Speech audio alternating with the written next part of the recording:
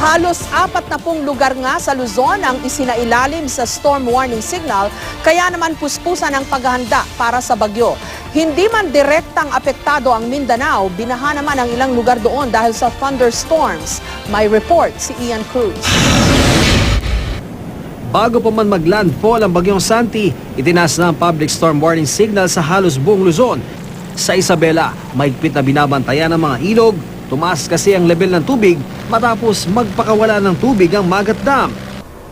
Landslide naman ang pinaghahandaan sa Pampanga. Naka-standby na nga ang mga bulldozer at payloader sa mga lugar na posibleng makaranas ng pagguho ng lupa. Pero ang ilang residente, hindi raw hihintayin pang bumaha o magka-landslide bago lumikas. Pag malakas ang nandiyan, dito muna ako.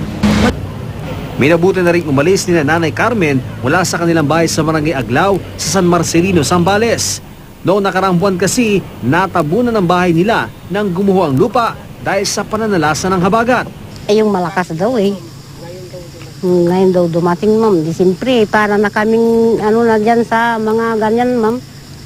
Di unahan na naman. May mga sasakyan na naka-ready para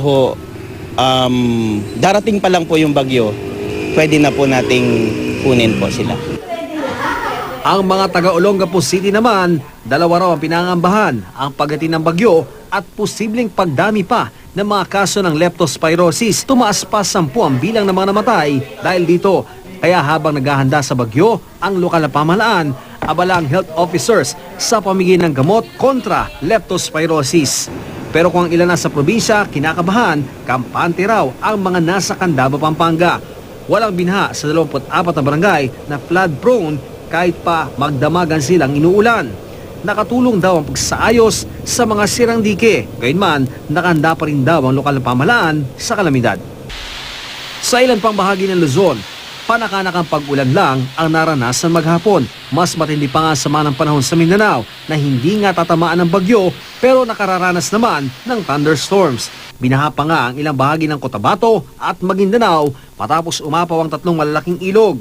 Ganito rin ang naranasan sa Hulos, Sulu. Kaya pinalikas ang mahigit 200 residente mula sa coastal barangays.